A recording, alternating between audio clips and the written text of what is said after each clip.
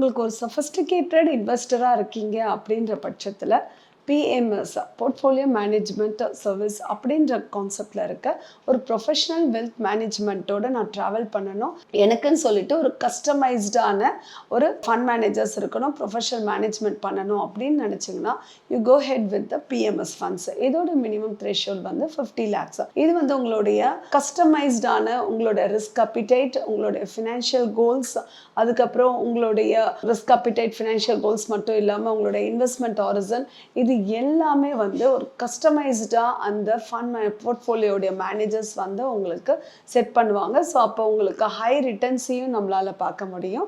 அதே போல் உங்களுக்கு ஒரு சொஃபிஸ்டிகேட்டடான ஒரு இன்வெஸ்டர் ட்ராவல் பண்ணும்போது ஹை ரிட்டர்ன்ஸோட ரிஸ்க் அப்பிடைட்டையும் நீங்கள் அகெயின் இதில் ஒரு பேலன்ஸ் போர்ட்ஃபோலியோ பார்க்குறது உங்களுக்கு ஒரு கஸ்டமைஸ்டு செக்டரெல்லாம் இது இருக்குன்றதுனால மினிமம் அதுக்கு 50 lakhs வந்து செபி இதை மேண்டேட் பண்ணியிருக்காங்க.